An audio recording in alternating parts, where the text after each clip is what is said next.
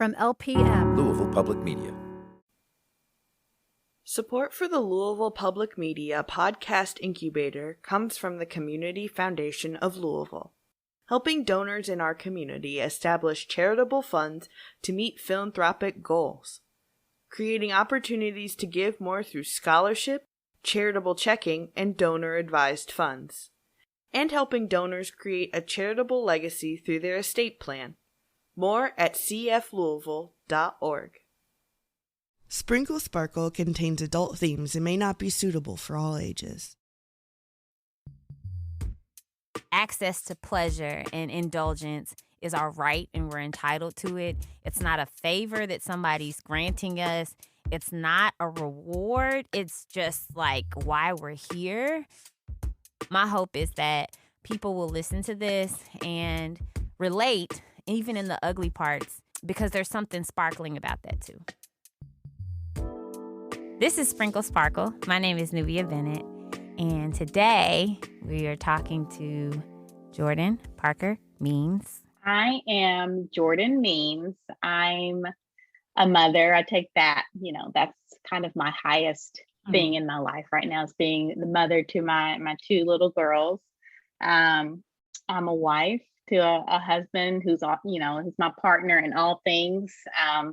In life, we're also business partners. So I'm a business owner. She is the co-owner of By Any Means Fitness with her husband. A fitness business, By Any Means Fitness, and also a nutrition business, which is my personal passion. But we've seen that business. She's like a whole lawyer out here, HR professional out here. Like I just keep running into these people who are just like super accomplished. I just let them introduce themselves because I feel like I'm going to say something wrong.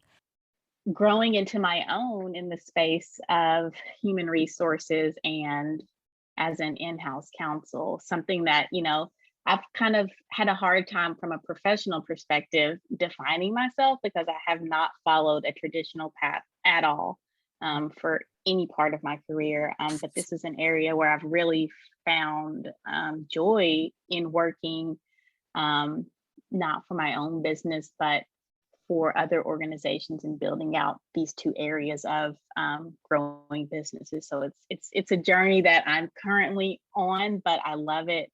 And I'm excited to see my growth in that area. I had to talk to her.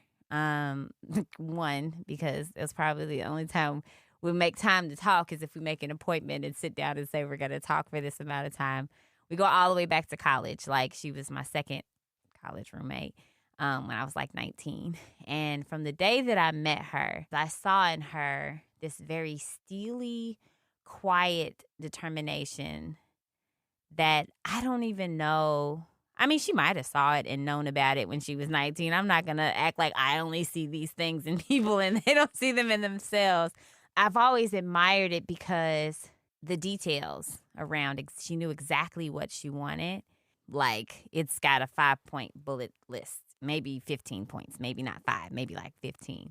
I was really curious, right, about knowing exactly what you want, because in that way we were very opposite. We were friends in college, and anybody that you can live with for a series of years in college when you're actually probably pretty gross and unpolished and all of those things and still be friends with, I feel like is really your friend because you still like them. I was in her wedding, So, I mean, definitely a consistent friend, but even when we don't talk often, someone who is that determined and someone who knows what she wants. And I feel like I didn't know her as a child. Obviously, I mean, I guess child is relative. 19 feels really, really young nowadays. But I think that somebody like that, it makes you wonder, like, do you approach pleasure in the same way?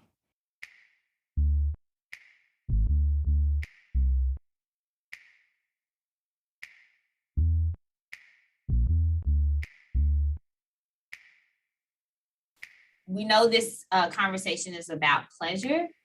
So I think it's important to define it first. So what does that word mean to you? To me, pleasure is finding things or doing things that bring you joy and place you in a space of peace and happiness, but centers around you, so that we all often look externally, or toward doing things for others. But I think when I think of pleasure, I think it needs to be about you and personal to you. So the things that bring that joy and happiness to you. And that can be through others, but it should be for you. Using that definition, what has been your relationship to pleasure? I won't lie, as I said, I'm a mother, I've got two young girls.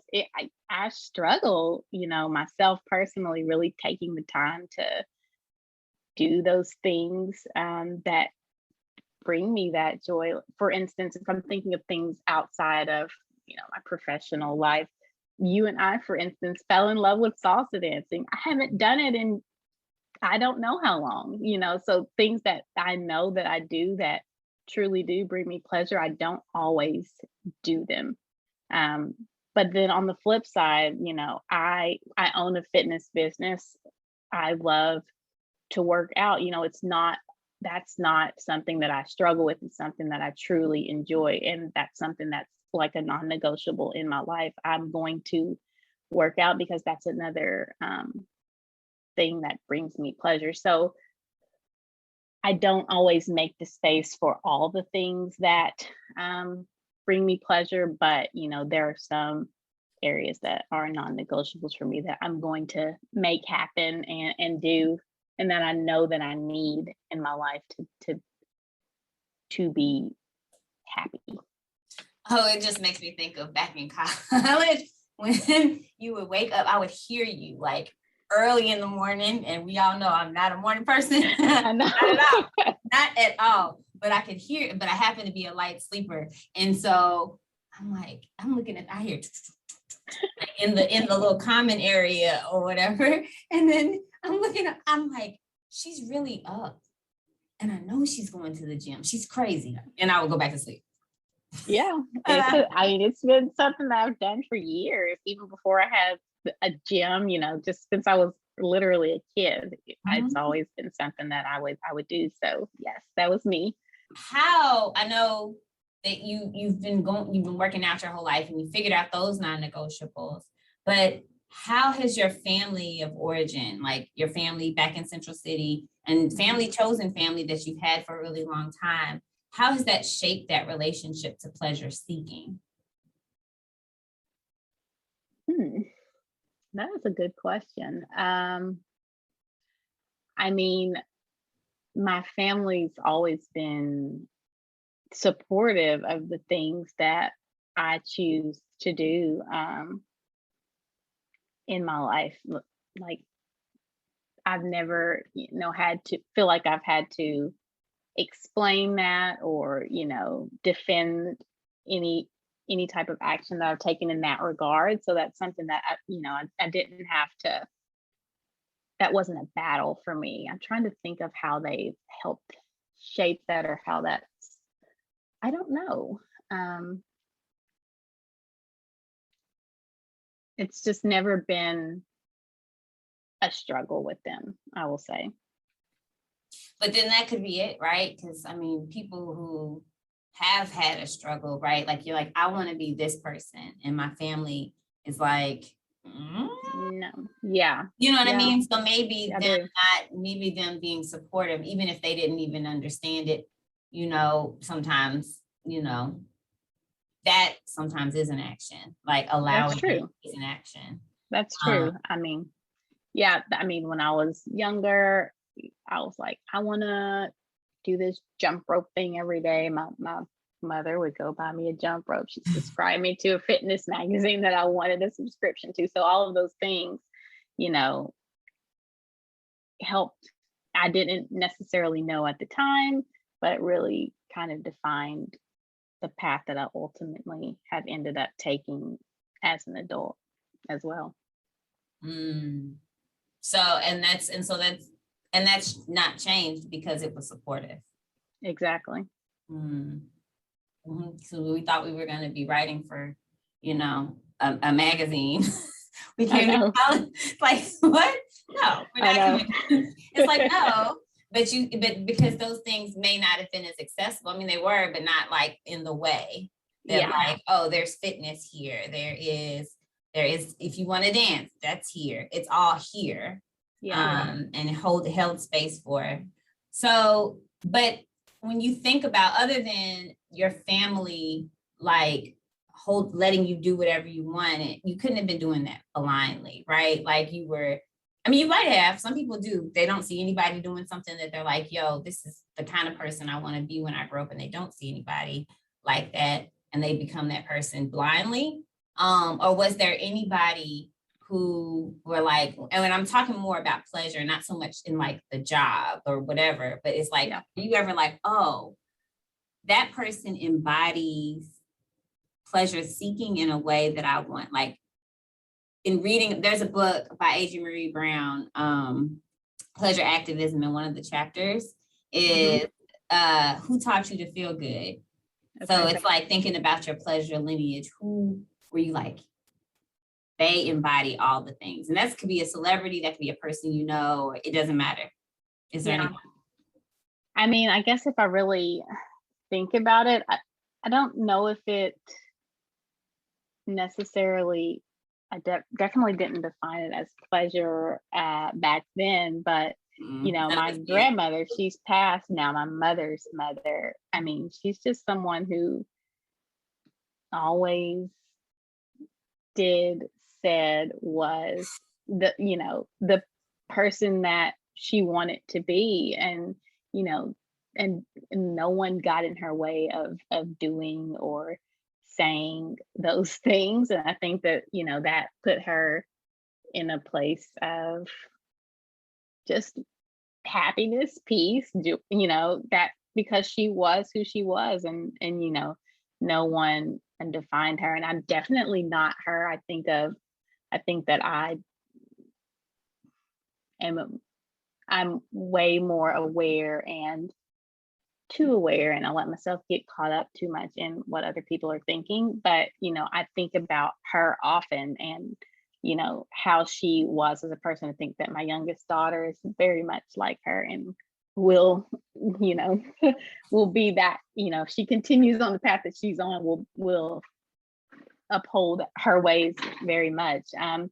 But I think that she's someone who I look to and it's like, okay, I need to take on some of these qualities. I didn't think about it then, but as I've gotten older, I think about it now often.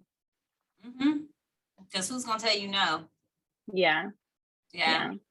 I mean, or they can, but I don't know, because I would almost argue that maybe if it's quieter, it might be quieter, right? But somebody will tell you no, and you're like, okay. Okay, I watch this, but you don't say it out loud. You know what I mean?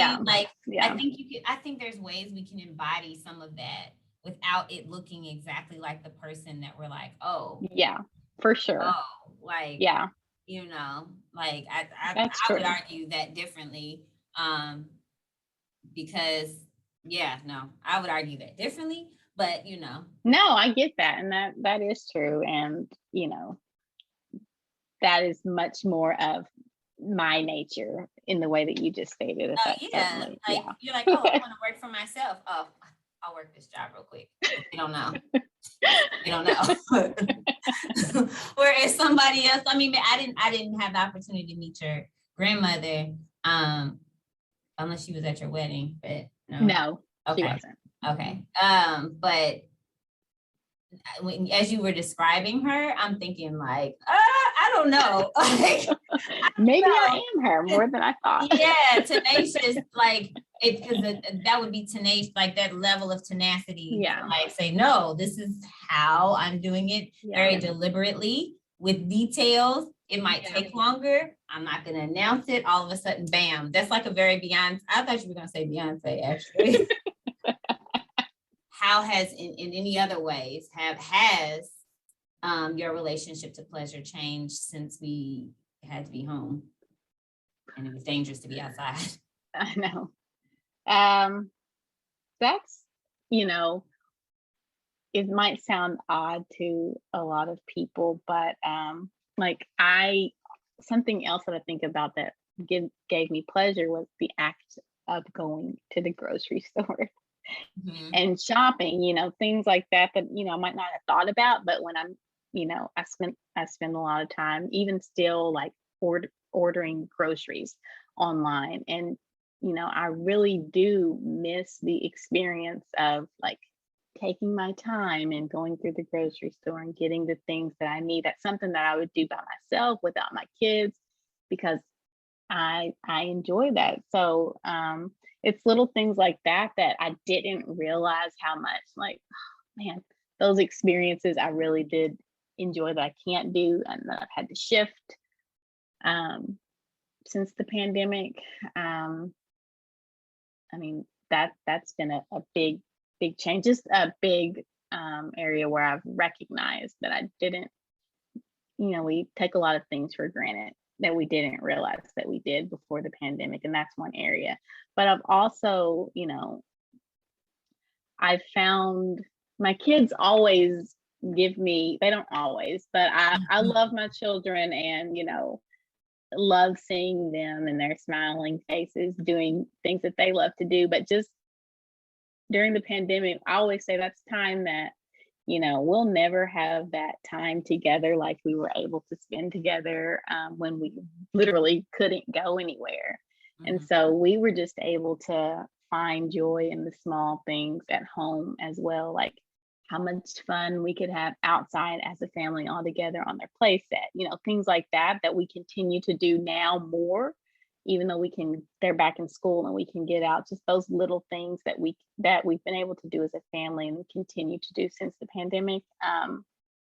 That's grown a lot from the start of the pandemic to now. Because we're still in the pandemic. We're still in it. I mean, but we're not like locked down like we were. Because I just say that thinking about like people like post pandemic, and it's like definitely not there yet. Quite yet. Like, and so thinking back to like all these businesses and stuff that you have, and like, I mean, because you actually, it's so funny because you've never been a big social media person. You've never were, but you've had to, obviously, in growing businesses and doing all the things, because just like slash. I know. But and also so that's on the end of you dealing with social media, but also what you see on social media, because social media is also a highlight reel, and we've talked at length about that, right? So even how people see you, how has that, if at all, like impacted your pleasure practices? It doesn't impact me negatively, I will say. I mean, I love seeing people do the things that, bring them joy and make them happy. And I know that everything we see on social media isn't necessarily true, but I mean, I genuinely love seeing people, in happy spaces, and I hope more often than not that what I'm seeing is reality, but we all know that might not be true. But for me, like you said, I have a strained relationship with social media. I don't necessarily love to share all the things that I do and that my family does. What I see on social media has no impact on me, and what I feel brings me pleasure, or the things that I choose to do or desire to do. Really, I just don't. It doesn't impact me in that way, which I'm grateful for. Because, like I said, there's so much smoke and mirrors there. We don't know always what's a reality. So I don't want to be impacted in that way by social media. I guess what I'm asking you though, then, because your work ends up being public, because Yeah. and it's almost like, and we've had, like I said, we've had some conversations on this before, but because your work requires that you be public in some ways, in more ways that I know that you're like, I don't share any of this, like, which is totally cool, right? But when work calls for it, you end up having to figure out how to engage with people in a way that you may or may not necessarily naturally do. Yeah. And I'm not trying to, and I don't want to give you answers. I guess I'm trying to figure out how I'm trying to ask you this, but like thinking about that, right? And the need for that, but then also at the same time, like having to share these things, knowing that all people see is what you show them.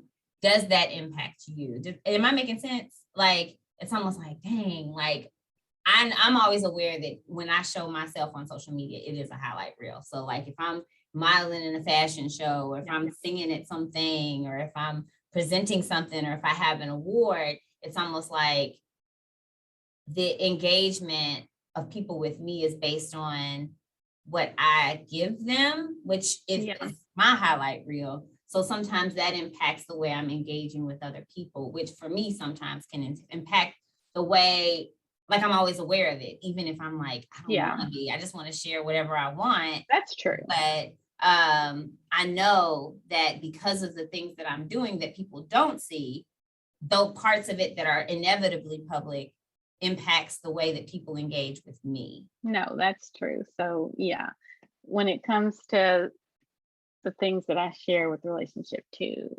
my business, or fitness or food, like I have to make sure that I'm doing all those things, making sure that everything's in the right angle, that that I'm speaking in a way that reflects what we want to showcase for our business. So it does impact, how I position or phrase, everything that I share, really. It is very curated, I will say. Like another example, I am my daughter's Girl Scout troop leader, and my daughter always sells the fewest boxes of cookies in our troop, because I am the only person, because of I own a nutrition and fitness business. I refuse to like widely share that she is selling cookies, and I only sell them to like my parents or an aunt. Like so things like that. I'm very aware of,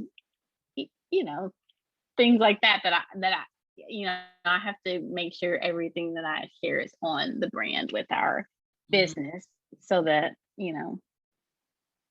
so that I have a unified message that I'm sharing across all of my platforms, even when it is just cookies from my daughter's Girl Scout troop, things like that. Which, by the way, I'll buy cookies from you because I like Girl Scout cookies. I like the Samoas. I like the Thin Mints. I think there's some new cookies that they just introduced. I think I like those too. I don't remember. So just stick a pin in that. Do your pleasure practices, especially when your pleasure practices are in alignment with your brand. Does that again impact your pleasure practices? That's the question. Yes, it does, because like we said, I don't love to share on social media. So that's like an element that it's like, okay, this is now a job. I'm trying to enjoy myself, but I'm gonna have to record this and take pictures here when I'm trying to really do this thing that I need for me right now, but I'm actually going to have to film and take pictures and then write a caption about something that I'm doing for me. So that it's a struggle. And if anybody visits my social media, you'll see that I don't post frequently, because I'm always like, well, I don't have any videos or pictures, because I don't, when when I am doing those things. I don't like setting up for that. I don't like taking the time to do that. I just like to do what I'm there to do, which is to work out. I have limited time for my workouts because the schedule is so busy. So, taking those extra steps really, it slows me down, and it impacts, me doing the thing that like I said, the thing that I'm there to do, which is to work out. So that is a struggle for me, and something that it's a work in progress for me to find that balance to actually fit that in and work that in and actually enjoy doing that. Mm-hmm. Yeah. So the workout is a good example. I think using workouts as an example. So you're like looking for figuring out where that boundary actually is, because it's a gray boundary, because you are the reason you do, it's almost like a circle or a cycle. It's like the reason you're even in this business is because you love these things so much. Yeah. You love to eat well. You love to talk about eating well. You love to coach people into changing their relationship to food. And I know this because I know some of your clients. Actually. But then at the same, and you did this because your life has been supported in this. That's the direction you've given your life, and it has been supported, which is linking back to pleasure. That's been where your pleasure has been supported. And so you're in this place and people are listening because you have the mic now. But at the same time, you're like, how do I hold space for this being my pleasure? How do I hold on to that? Yeah. So I guess you kind of answered that in terms of how you mitigate that gray area. Yeah, that gray area. That felt like a really way, putting those words together felt strange. But so then how do you mitigate that gray area? I don't do a very good job of doing that. You're figuring that out. So you go from this end to this. Hard. It is really hard. It is, just because, like I said, my day-to-day schedule is packed. So when I do add those extra elements into it, it slows me down quite a bit. And then like we were just saying, that pleasure experience becomes not so pleasurable for me. Because so and all these other pieces. Exactly. So it's honestly a work in progress. I will not lie about that. So something that I'm figuring out still. Yeah. And I guess that would even go back to where you were saying at first you were not like your grandmother, which we know is not true. She did what she did and did what she wanted and didn't care what anybody else thought about it. But I think in this world where everybody's looking, but people don't see people, they're just looking at them. I think if you have a tendency, which most of us do, to worry about how people are looking and curating how people are looking and, all of that, it's like, okay, so I have to worry about it because it's my job. It's true. That is true. Even though you're doing everything to not worry about it, you actually do, even when you're not really consciously doing that. Right. Yeah, because it's your business. Exactly. It helps you to do it. But it doesn't, because you're like, now this isn't fun anymore. Yeah. Like, I don't want to, this is work. No, yeah. So that is. I'm hard. Nubia Bennett, and this is Sprinkle Sparkle.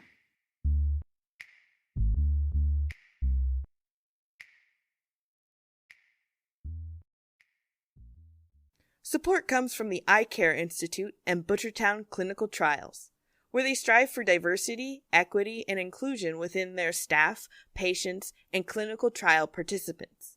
To learn more, visit butchertown.clinic. Every week, more than 500,000 influential Kentuckians depend on Kentucky's public radio network to learn what they need to know. When you become a business sponsor, they learn about you too. Learn more about public radio business sponsorship across the Commonwealth at kentuckypublicradio.org. This is Sprinkle Sparkle. You're talking to Nubia Bennett. And today we are having a conversation with Jordan Parker Means. And speaking about self-care though, we think about like, because again, you're in the business of self-care, and which is interesting because we think about it like it's like self-care, and it's like because it's also commodified, it's a thing that people buy, sort of. Yeah. Which you're saying no, you don't, but you do, because you have to. It is a business. It's your business. It is. But and like all these, but I look at it as almost like an umbrella term, even for like some other words, right? We've talked about like self-care is a practice, but that's a pleasure practice, right? Because we were talking about going to the gym and stuff like that. And then we think about and then you hear indulgence, like self-indulgence, because that's how people like end up taking that word.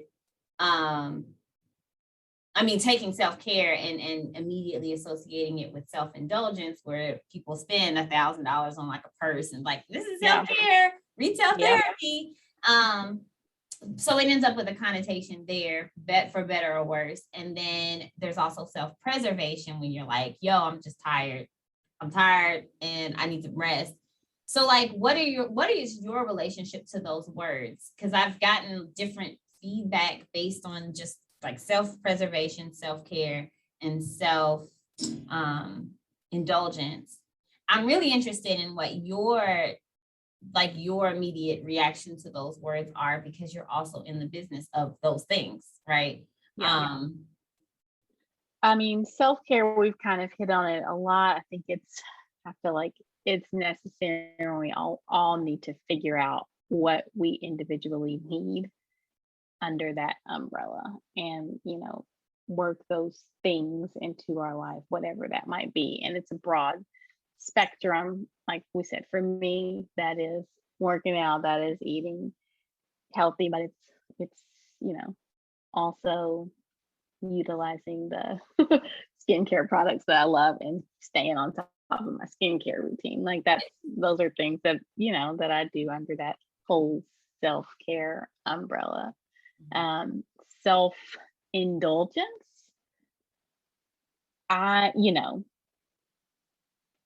don't really do that. In my personal life, especially if we think about on the retail spectrum, that's not something that really ties at all for me. And it's something I've grown into. It might be because I have kids and I just focus my spending, or things that I do that might seem to be over the top on in that area of my life. So I really don't do that anymore. When I was younger, I would spend a lot of money on shoes, and that made me feel really good. And that was just something that I did, but I don't do that anymore. My husband and I were talking the other day. We spend our self-indulgences on the groceries that we buy. We spend a lot of money on groceries every month because that's what we choose to do. But so that could be an area of self-indulgence that I do, because there are specific brands and foods that I prefer to eat, and that's where I spend a lot. So that's kind of what I think about when I think of self-indulgence. Self-preservation, I feel like go to bed, take a nap. At the end of the week, like I'm like, okay, guys, I'm gonna take 20 and I'm gonna lay down here. So sometimes I have to do that because life is busy and there's a lot going on. So yeah, I have to do that a couple times a week at least, just to make it through, to get the rest of the things done that need to be done. And so so going back to that self-indulgence piece, because as you were saying that about the shoes and stuff like that, and that's usually how, and that's actually usually how people take it, right? It's, when we think about indulgence, we think about spending money.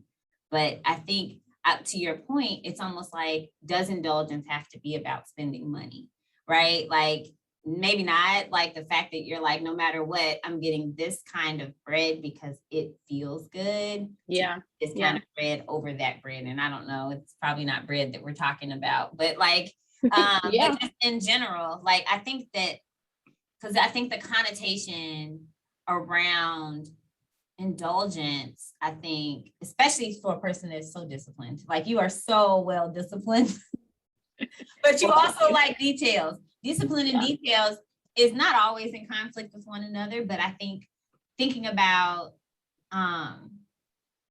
those two things, I feel like people who are really attuned to details often are very, very disciplined, because you're like, no, very specific. No, it has to be this. I remember having conversations with you about your wedding, and then talking to your wedding planners about these plates. And I mean, if you don't mind me telling that story, but like, I'm just thinking about, like, instead of people leaving with wedding favors, you were like, the plates have to be vintage from like Goodwill or whatever, thrifting, whatever. And we're talking hundreds of plates. I'm sure there were hundreds, because I have 4. Yes. So people didn't have to take one plate. They took as many as they wanted, as many as was left. And since I was in the wedding party, of course, there were more than, there were lots left, because I was one of the last people to eat. But I took 4 and I still have them. And I use them around my house. But like the idea of the detail it takes to the detail, like the thought, like I was like, oh, I can't do this any other way. In fact, that hashtag, the no paper plates hashtag, actually came from the idea of you in these plates for your wedding. And that to me is indulgence too, right? Like, I think that is that, like, you're the dame of details. Okay, you're the dame of details.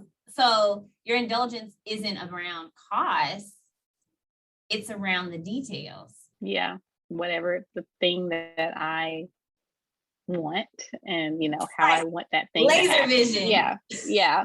No, that's very true. So that's why I would imagine your groceries and your, like, everything. It's the details, your indulgences, because it feels good when you get it right. Because again, I use your wedding as an example yet again, but like there, it felt like I was in like The Best Man. Oh, Even, you know what I'm saying? Like, it was like, like we were, everybody was, it was perfectly coiffed, and, the pictures were perfect, and, all the things. But like, even when you spilled like red wine on your dress, it's like, coordinator, it's soda, boom, it's perfect. And it was perfect. So like, to me, when I think of, and I'm sure you have other examples, and if you have a better one, please share. But I just think about the self-care and the self-indulgence would be in the details. Yeah. No, I agree. And like, just kind of going down that line a little bit more, like on those details, Dwan, that's my husband. He'll say like, man, when we go on a weekend trip or a 2-day trip, it really feels like we've been gone for like a week, because you put together all this stuff for us to do within this short amount of time. So when I am in that planning mode, like I really do go all in on the details to make sure that, and so that is an area of indulgence for me, because that doesn't just happen with the thought. That takes a lot of time and, planning, thinking, and, working out all those details. So that's definitely fits that indulgence category when it comes to me. Which is probably why you don't want to set the things up once it's time. Yes, get it on the calendar. It has to get on the calendar. And then I'll make it happen. So then where is the pleasure in that? Would you say that the pleasure in that comes from the planning or the experience? It's the experience for sure. I don't necessarily love the planning part, but just seeing it all come together. It's like, okay, yeah, this is good. But that's okay. So then I'm gonna pivot a little bit though, right? Because we think about you as your identity as a businesswoman, as a mother, as a wife, and all of these things. But when we get to the root of it as a Black woman, that's its own identity, obviously. Yeah. How has that impacted your experience with pleasure, right? Considering the fact that, leave it to media, nobody likes us and everybody likes us at the same damn time. I don't know. I can't figure it out. Well, if I point to, looking at it on the professional side, because there's some layers of pleasure that have always come from my professional life, and this is not within my own business, but outside of my business, if I think about taking those actions that I'm going to take regardless of what anyone thinks, kind of thinking back to my grandmother, there's always been a little bit of a, okay, what are they going to think of Jordan when Jordan says XYZ? Because this is what Jordan, the Black woman, wants to say, and she's the only Black woman in the room, blah, blah, blah. So, there's always been that in the back of my head on the professional side when I'm, the only one in the room, or, one of few in the room, or just period, because I am a Black woman, and you're always thinking about what are the, what do they think of me, or what will they say about me? How will they take this coming from me when I express this? So there's that. But on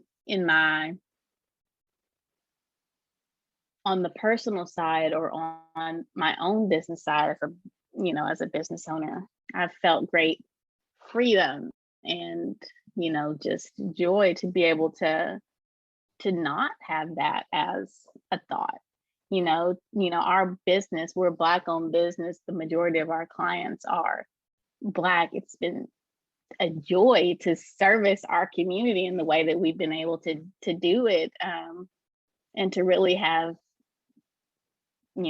Black people as the foundation of our business. So that's amazing, and that's been wonderful, and that's a big part of what I consider my joy and my happiness, my pleasure.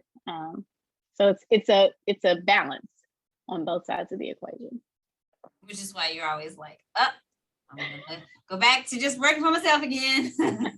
You're like, I know. Work for myself again.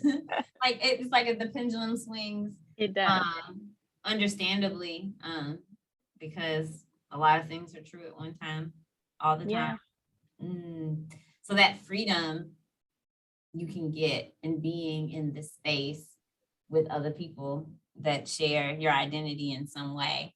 In addition to your professional, the professional freedom you have by being a Black woman, servicing mostly Black clients, other Black women. I'm sure you all have male clients as well, but there's a lot of Black women in that space, right? There are, yeah. But and so in addition to that, and what is in I always mess with Shang, in Tozaki Shang, when she says where there's a woman, there's magic. And I know she means Black women said it, but but yes, and that's true. And that's at least for me. And I feel like, where there's Black women, there's magic. Which is why they hate us at the same time, right? But what role do your close relationships play in pleasure? And you mentioned your family and spending time with your family. But that can be your your family in your house. And I know that's been particularly important since that's been the only people that you could really safely be around for the last year and a half or so. But in addition to your family in your home, you have obviously other close relationships with people. What, if any, role does that play in your access to pleasure? Yeah, well, I mean, it's been a struggle to, be with and around the people, friends who, bring that element of pleasure, but you being one of them, it's just always great and refreshing, and I don't know, I just get a big boost when I'm able to be around in the presence of my friends, and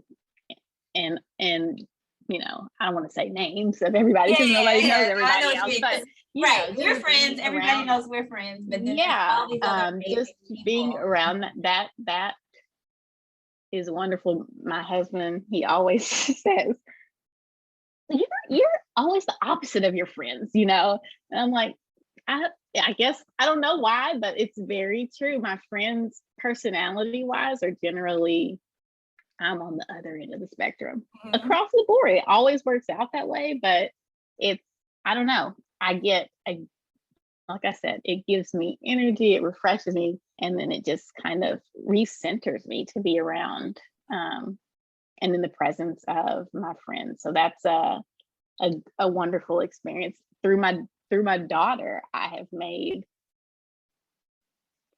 because of her relationship with her friend, I've made a friend with people who, I get to be around and talk with, who I relate to. And that's just another opportunity for me to, I don't know, to get that boost, that energy that I need. Because we spend again, I'll go back to being a parent. As a parent, we spend a lot of time talking to our kids, and sometimes just those adult conversations are missing. And so that's just always nice, pleasurable, enjoyable experience for me. Yeah, I mean, but also I will tell you that gets better as your kid gets older. Yes. So it feels a lot less like the logistic piece it stays. Yeah. But I think, because I hear that a lot from parents of younger. Yeah. It's like, oh my gosh, I'm not explaining why the sky is so lovely. I was like, one of my friends who has a couple of younger children, like much younger children, like talking to her, sometimes I'm just talking at you. Like, I'm just talking at you right now. She's like, no. It's right to hear adult things happening. And I vaguely remember that, because Malik is so much older, but I know. But it's like, and then that was really rough because I was so much younger. So like everybody around me had adult conversation. Well, adult conversation. I say that in quotation marks. I know. Sometimes early 20s conversation. Is that really adult conversation? No. Maybe adult for where we were, I guess. But I think, but I mean, to your point though, about like having your friends be different than you though, I think that's important because like, especially as self-contained as you acknowledge that you may be, it's almost like, but then on the inside, you're like, no, I have these big goals, big dreams. Nobody's going to stop me. Like, if anybody who knows you knows, right? Like that you're like, what? I'm going to do this thing. You say it, you do it. And it's like you're blazing. And so like that fire may be external in other people and the people that you're around. And not to take away from any of your more, demure friends, because there's some piece of you that's in that too. Because I think that, relationships with people, the same way that like relationships, like romantic relationships, like show a piece of you that you might see, but not necessarily consciously engage with. I guess it's like it brings out, it comes out of you, right? And then I think that same is for friends. Like, yes, the friends that I if we're thinking about the same friends of yours that I'm thinking, like there's a lot of fire. There's a lot of like, what? And all of the, we're going to do. I mean, even me myself, I'm like, oh, I'm about to be in this lingerie show. Like, I'm about to go like, what, girl? Okay, But in doing that though, it's like, oh, there's pieces of you. Because like, again, like the way that you love details and the way that you're like honing in, like, this is the plan. This is how we're going to do. It's like, either people would admire that deeply or they'd see, oh, that's me too. And so it may manifest differently in terms of how it looks, but it ends up being the same, just a different side to the same point. Exactly. Like that. So, So, and what is that? And you said that's refreshing, and it's, And it's just something that I don't get I feel like I probably don't get enough of, or it's one of those things like you don't realize you need until you have it and you're like, okay, that was good. Like let's do that again. Yes, and then but the problem is you have to plan it before. Yeah. You have to plan it before you leave, because if you don't, it's Yeah. Like a picnic, like we did the picnic for your birthday. Yeah. That was lovely. I bragged about it. Perfect. I bragged about it for a whole week. Picnic in the park. And I couldn't even tell you the last time I went on a picnic. Right? Me either. Yeah, we had charcuterie and wine and sparkling water and a tablecloth. Yes, it was perfect. Yes, it was. It was. So then, speaking of like thinking of pleasures, right, that you could imagine. Mm-hmm. What describe for me something? It doesn't have to be something you're about to do, like a real, but it can be, or imagine that you're looking forward to. I actually do have something that I'm looking forward to. You know, I will say that last year, which my anniversary is already passed this year, my wedding anniversary, but last year it was the next day and we were like, was our anniversary yesterday? Me and my like we were both like, oh man, we forgot our anniversary. I thought about it.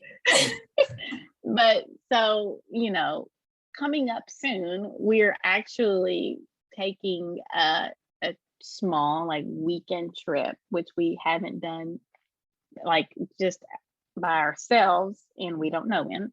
And we're like going into the mountains off the grid, just like the place says there's no service, so your phone's not going to work, your Wi-Fi's not going to work, so we're going off the grid and just like enjoying tranquility, which we never get to do. So I'm very much looking forward to that experience. It's something I've never done, and I just think it's going to be amazing. So that is beautiful. Yeah. You said it's in the mountains? It is. Ooh, take pictures even though you won't, I mean, obviously, but that's even part of the pleasure is you don't have to upload them if you don't want to. Right? That it's going to be perfect. I cannot wait. And, we like, I know people take breaks from social media or whatever the case might be, but a forced like where we literally can't access anything, it's just going to be very peaceful and refreshing, and I'm very excited about that.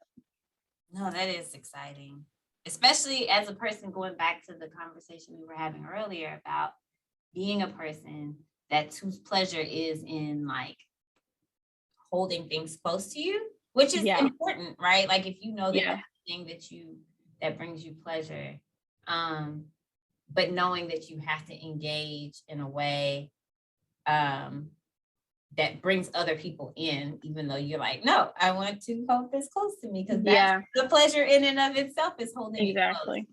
And actually being able to do something that's really beautiful. I think even almost as beautiful as the mountains that you're like looking forward to going. Like I just imagine that being really beautiful, and really meaningful, because you get to do all this planning that you like to do and the details, but it's really for you. So like that goes back to that definition of what you think pleasure means, and that feels almost like spiritual.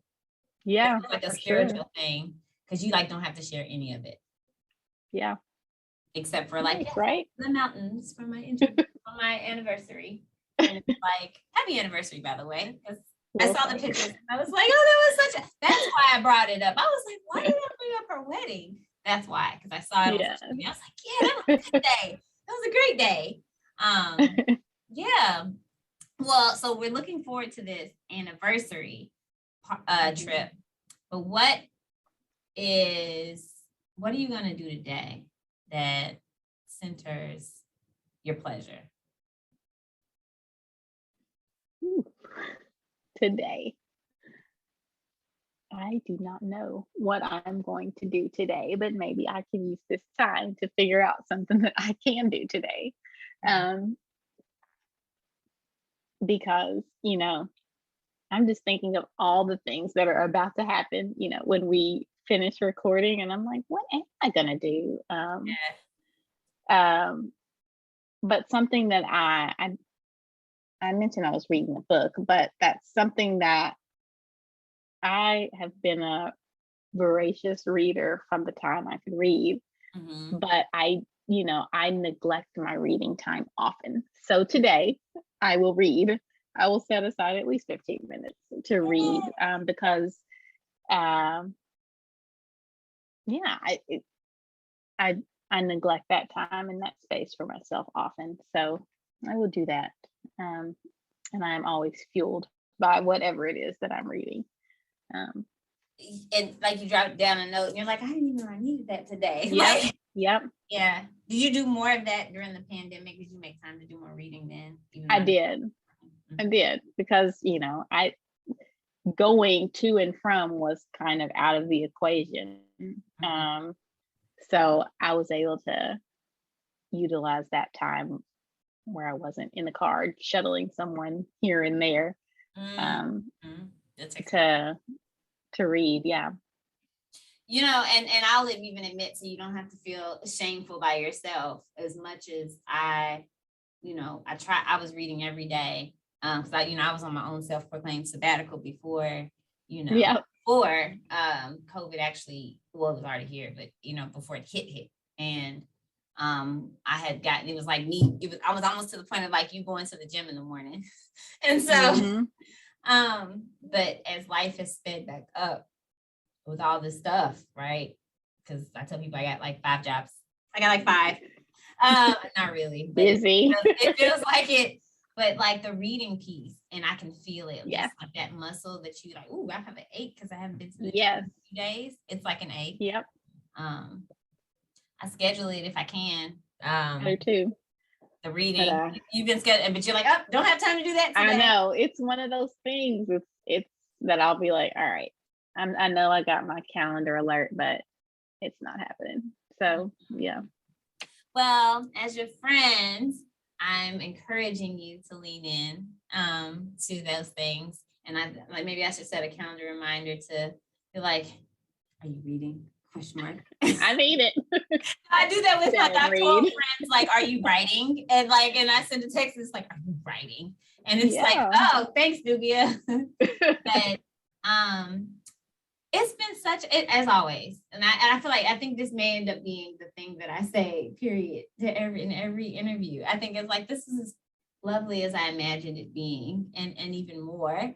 Because as always, it's always a good time to sit and talk with you. But I don't know that I asked all of these questions, right? So we don't even have like this context. So it's like, oh, well, this makes sense here. And I think that for all of us, like all of this is this journey of figuring out how we infuse it more than add to it. Because I don't think we have room. As a fellow busy person, I don't think we have room to add anything. No. But it's more of, I feel like there's almost like an infusion or a building of capacity for learn how to better navigate or more effectively navigate and find space within what you're already doing, which is not an easy. It's not easy. It's not easy. What? You want me to do something what? that we need to work on. We all should work on. It's a work in progress. I don't feel like we're ever all the way there. We never have it all the way figured out, Whenever I listen to this conversation, I think this is the upside and the downside of interviewing your friends or people that you've known a really long time is well, I don't think there's an upside or a downside. I think that it's great either way. Is you just realize why you love people, and you're like, oh man, this person is so awesome. I've said this on multiple episodes at this point, that I end the conversation saying that this went better than I even imagined. And I very carefully picked people to talk to. But in talking with Jordan, I'm just reminded, like, wow. Like, I mean, I'm amazed, first of all, because, people that when you look at their resumes or you look at what they've accomplished, one, that's intimidating, even as their friend, right? Even as somebody that you actually know this person. And in her case, I've lived with this person. Like, when we were like gross college students. I mean, I don't care. I just say all college students are gross because they just came out their parents' house and they're just, we were college students, right? But just knowing, even having an up close and personal view of her and just realizing that we grew, in a lot of ways, we've grown up together. It's like, it's intimidating because that girl is accomplished and she's serious and she's determined.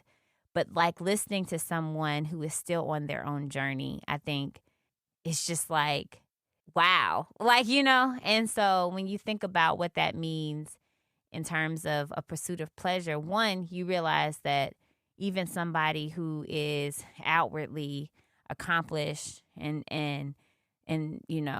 has this check mark, these boxes checked, is also, it's still always going to be a messy journey of that relationship between seeking the things that feel good and getting the things done that make you feel good about who you are.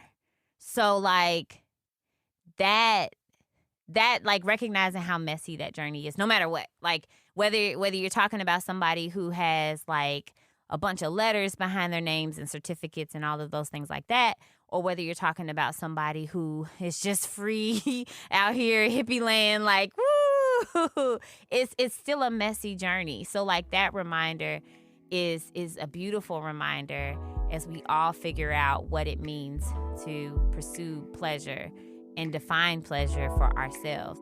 That's it from me today. Now I want to hear from you. How did you center your own pleasure today? Hit me up at sprinklesparkle.org. Sprinkle Sparkle is created and hosted by Nubia Bennett and produced by me, Alex Biscardi. Our music is by Allison Cross, and Mindy Folner does our graphic design. Sprinkle Sparkle is part of the Louisville Public Media Podcast Incubator, with support from the Community Foundation of Louisville and the Eye Care Institute's Butchertown Clinical Trials.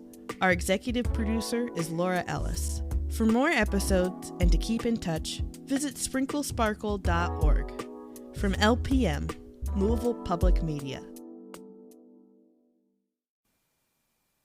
Support for the Louisville Public Media Podcast Incubator comes from the Community Foundation of Louisville, helping donors in our community establish charitable funds to meet philanthropic goals, creating opportunities to give more through scholarship, charitable checking, and donor-advised funds, and helping donors create a charitable legacy through their estate plan. More at cflouisville.org. I'm Rachel Martin, host of NPR's Up First podcast. On Up First, we bring you the day's biggest stories, fast. And now WFPL's bringing you the same thing for Louisville. Listen to the WFPL Daily News Briefing for the news you need to start your day. Find it on your podcast app or at wfpl.org/dailynews.